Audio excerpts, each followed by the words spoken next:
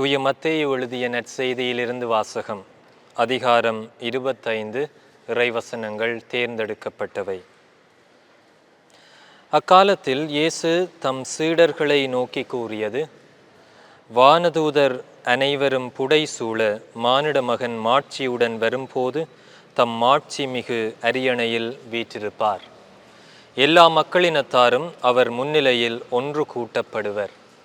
ஓர் ஆயர் செம்மறியாடுகளையும் வெள்ளாடுகளையும் வெவ்வேறாக பிரித்து செம்மறியாடுகளை வலப்பக்கத்திலும் வெள்ளாடுகளை இடப்பக்கத்திலும் நிறுத்துவது போல் அம்மக்களை அவர் வெவ்வேறாக பிரித்து நிறுத்துவார்.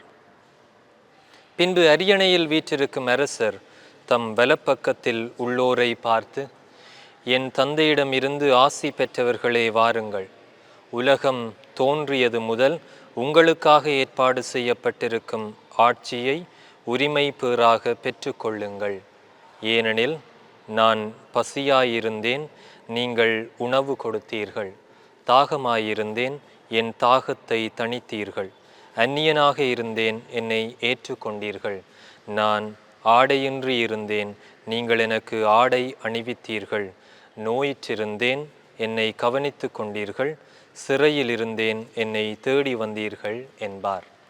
அதற்கு நேர்மையாளர்கள், ஆண்டவரே, எப்பொழுது உம்மை பசியுள்ளவராக கண்டு உணவளித்தோம், அல்லது தாகமுள்ளவராக கண்டு உமது தாகத்தை தணித்தோம்?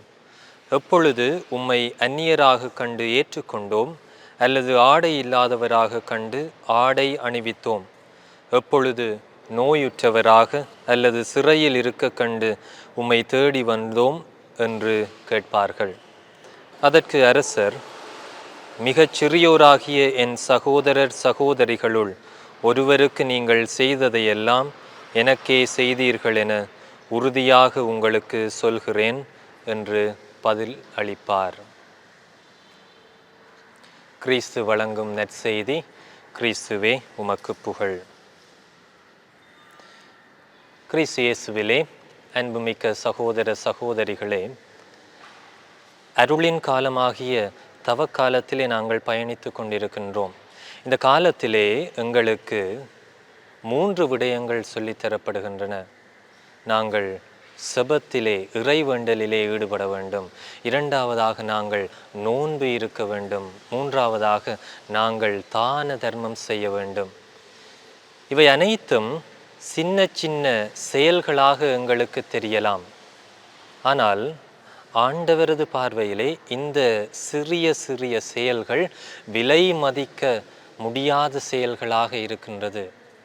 நமக்கு நிலையில்லா வாழ்வை தருவதற்கு இந்த சின்ன சின்ன செயல்கள் எங்களுக்கு உதவி செய்கின்றது.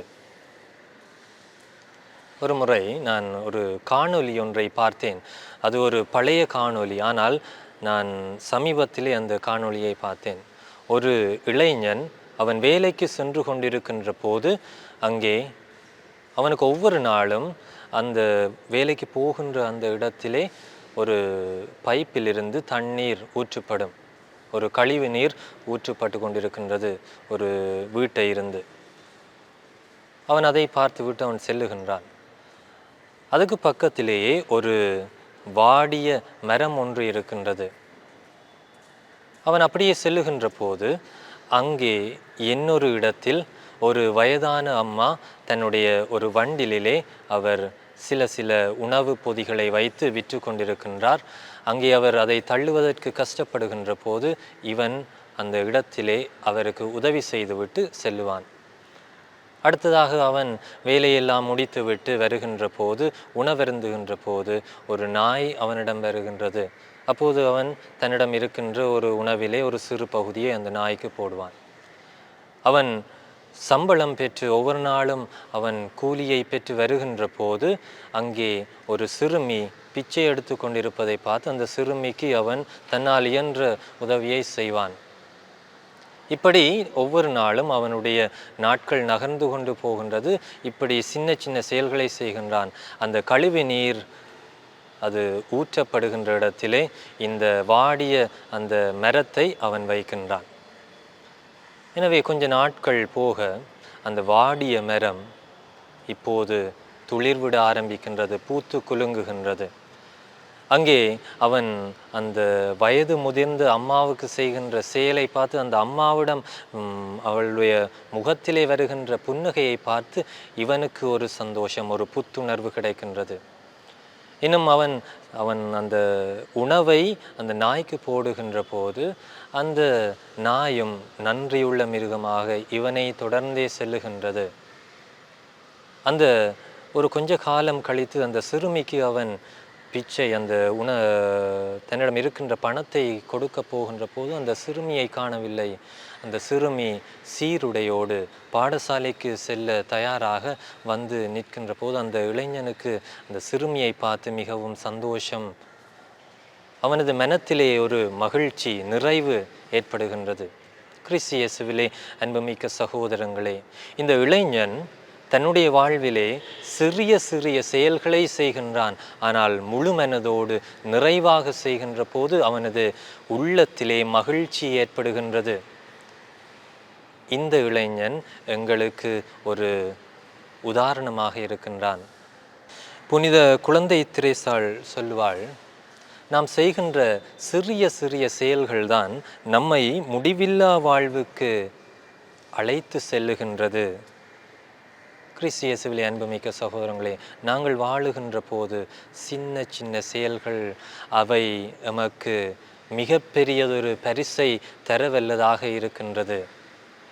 நாங்கள் ஆண்டவர் இயேசு இன்றைய நற்செய்தியிலே சொல்லுவதைப் போல அந்த நேர்மையாளருக்கு ஆண்டவர் சொல்லுகின்றார், நான் பசியுள்ளவனாக இருக்கின்ற போது அல்லது தாகமுள்ளவனாக இருக்கின்ற போது, அந்நியராக இருக்கின்ற போது, நான் ஆடையின்றி இருக்கின்ற போது, சிறையில் இருக்கின்ற போது, நோய்வாய்ப்பட்டு இருக்கின்ற போது எல்லாம் நீங்கள் என்னை கவனித்து கொண்டீர்கள்.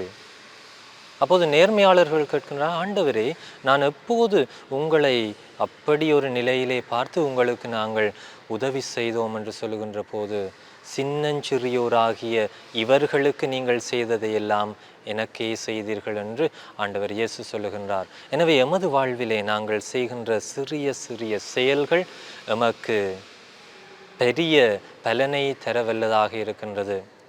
நாங்கள் வாழுகின்ற போது, மற்றவர்களை பார்க்கின்ற போது ஒரு சிறிய புன்னகை, அல்லது ஒரு வழி தெரியாமல் அலைகின்ற ஒருவருக்கு நாங்கள் அந்த வழியை காட்டி விடுகின்ற போது, அல்லது தேவையில் உணர்வோருக்கு நாங்கள் எங்களால் ஆன உதவிகளை செய்கின்ற போது, ஒரு பேருந்திலே நாங்கள் பயணிக்கின்ற போது ஒரு முதியோர் வருகின்றார் என்றால் அவருக்கு அந்த இடத்தை கொடுக்கின்ற போது, இப்படி நமது வாழ்விலே சின்ன சின்ன செயல்களை செய்கின்ற போது அது முடிவில்லா வாழ்வை நாங்கள் எமதாக்கி கொள்ளுவதற்கு உதவியாக இருக்கின்றது. கிறிஸ்து இயேசுவிலே அன்புமிக்க சகோதரங்களே, புனித நிக்கோலஸ் சொல்லுவார், நீங்கள் ஆலயத்தில் ஆண்டவருக்கு பட்டாடை அணிந்து வழிபட்டு வெளியில் உணவின்றி அலைபவருக்கு உணவு கொடுக்கவில்லை என்றால் என்ன பயன்? நாங்கள் வழிபாடுகளிலே நாங்கள் மிகவும் ஆடம்பரமாக உடைகளை உடுத்தி வழிபாடுகளை சிறப்பித்தாலும் எங்களுக்கு வெளியிலே உணவில்லாமல் பசியோடு தாகத்தோடு அல்லது பல்வேறு தேவைகளோடு இருப்பவர்களை நாங்கள் இனம் கண்டு கொள்ளாமல் விட்டால் என்ன பயன்? அல்லது எங்களுடைய வீட்டிலே ஒரு நோயாளியோ அல்லது ஒரு முதியவரோ அல்லது ஒரு தேவையில் இருப்பவரை நாங்கள் பார்த்தும் அதை நாங்கள் கண்டுகொள்ளாமல் இந்த தவக்காலத்திலே நாங்கள் மேற்கொள்ளுகின்ற தான தர்ம முயற்சிகள் அனைத்தையும் ஒரு அனாதை ஆசிரமத்துக்கோ அல்லது ஒரு முதியோர் இல்லத்துக்கோ கொடுக்கிறதிலே என்ன பயன்? ஆண்டவர் இயேசு விரும்புவதைப் போல் நாங்கள் நேர்மையாளர்களாக இருக்க வேண்டுமென்றால் சிறிய சிறிய செயல்களை எங்களிடமிருந்து ஆரம்பிப்போம். நாங்கள் எங்களிடமிருந்து அதை கொடுக்கின்ற போது நிச்சயமாக ஆண்டவர் அந்த முடிவில்லா பரிசை எங்களுக்கு தருவார்.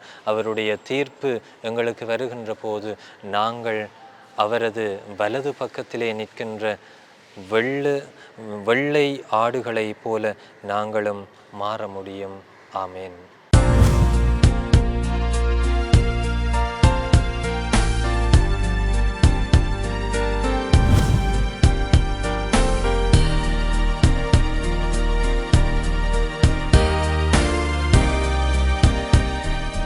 இலங்கையில் அதிகமாக மின்சாரத்தை சேமிக்கும் LG குளிர்சாதன பெட்டி நாடளாவிய அபார்ஸ் மற்றும் பை அபார்ஸிடமிருந்து